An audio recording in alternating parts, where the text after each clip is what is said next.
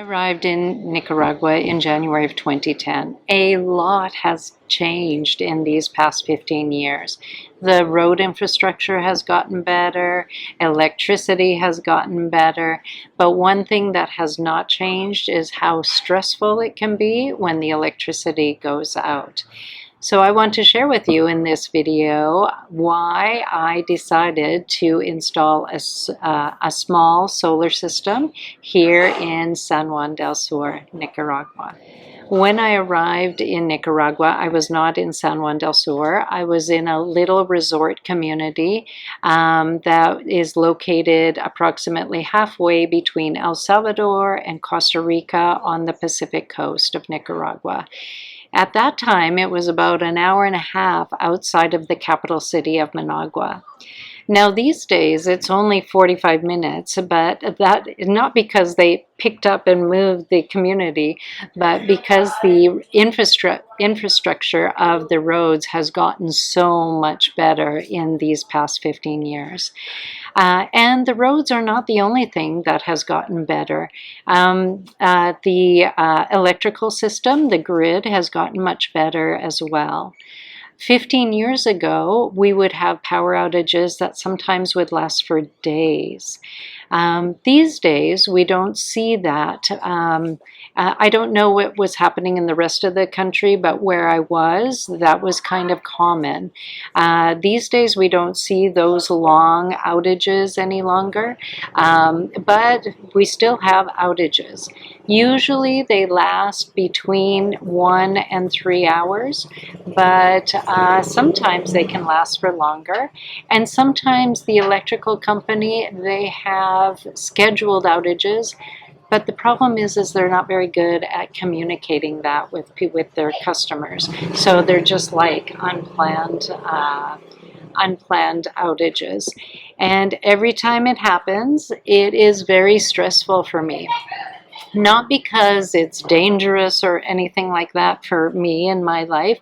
And it's not like where I grew up and if it's 40 below and the electricity goes out and that's how you get your heat. I mean, that is dangerous. Here for me, it's not that. It is because my livelihood depends on having electricity. How I make money here, how I survive, is one, I am an English teacher and I have my classes online. I have students all over the world, and this is my primary source of income. So I rely on electricity. When there is a power outage, my stomach is always in knots. Now I do have like a way to avoid a catastrophe. I have 2 batteries. They're called Forza batteries, which I rely on. They only run my computer and my router. If I plug anything else into them, it diminishes the time that they provide me with backup. So usually when I teach, I like to have an overhead fan, I like to have a ring light, and then of course my router and my computer. But when the electricity goes out, I don't have the overhead fan, I do not have the ring light, and so I'm not as comfortable giving my classes, which makes me not able to focus so much on my students, and I really want to give my students the best class that I can give. So when the power goes out, I use these Forza batteries only to run my computer and my router, and I have to do a battery dance. I use one battery until it is completely depleted, and then I use the other one, which buys me about 3 hours. And I hope that I can do the switchover in between classes so that it does not affect my classes. Not always so lucky with that. So yes, that is very stressful for me. So far this year, I've only missed 1 class due to power outages, and that's one too many in my opinion.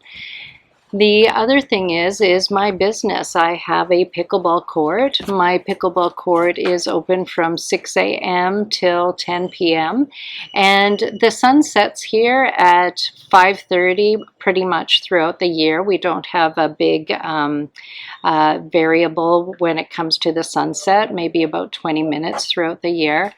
So if somebody has the pickleball court booked between 5:30 and 10, and we have a power outage, even though I have 8 LED lights lighting up the court, if the power goes out, they cannot play, which first of all, it's disappointing for my clients, which is makes me sad, and because I know that they probably were coming to have fun, to play pickleball, and they're probably looking forward to having a workout before the end of their day. So that's one thing, and the other thing is it does affect my bottom line, because I have to reschedule them, and I'm happy to reschedule them. I think that's my responsibility, but it does affect my bottom line. So power outages absolutely affect my income. For years, I've been searching for a solar system to install. But what I have found is that the people who install solar systems, they were selling very huge systems. And this is not what I need. I am not looking to eliminate my electrical bill. As a matter of fact, I have my electrical bill right here in the month of October, which runs from the 10th of September to the 10th of October. This cost me 2,008 Cordobas, which is almost exactly 55 US dollars, which is, it's affordable to me. That is not the driving force behind installing a solar system. What my driving force is to have stability. So I would like to know that if I have a power outage in the mornings or the afternoons when I'm giving an English class, I am not going to be interrupted for hours and not be able to give my classes, or not be so worried about being able to provide a good class for my students. I also want to be sure that if we have a power outage in the evening, I have enough battery power that I can provide light on the court for those hours between 5:30 and 10 p.m. So yeah, so it's not about saving money. It is about stability and about peace of mind. So let's get down to the cost. So what I have purchased, and I found a supplier that will sell me the components, and I have hired a local electrician to help me install it. And this local electrician, he has helped me out a lot. Once I bought this little casita, him and his crew have helped me make it a little bit prettier and more livable. So yes, so what I'm buying from them is 2 solar panels that are 480 watts each. Each panel is $247 with the total of $494. An inverter, which is $195. 2 batteries, and I cannot afford lithium batteries at this point, so these are gel batteries. They are $178 each for a total of $356. And an MPPT controller, 100A, whatever that means. That is the most expensive at $320. The labor will cost me $150 US dollars, and the extras, we're still buying all of the cables, the connectors, the things to put the panels on the roof. So I'm not sure what that's going to cost me, but I will let you know what that is in a future video. My next video on this will probably be in December, because right now we're in the middle of October. We'll install this. I'll give it enough time so that we see one cycle of my bill. But again, the goal is not to diminish the bill, but it might, we'll see. But it is to give me peace of mind. So that brings my total to about $1,700. And for me, that's a small price to pay for peace of mind and stability. So yeah, I'll do another video. I will show the installation process. I'll show you what everything looks like in my casita and how everything is working. And if I had any hiccups along the way, which I'm sure I will.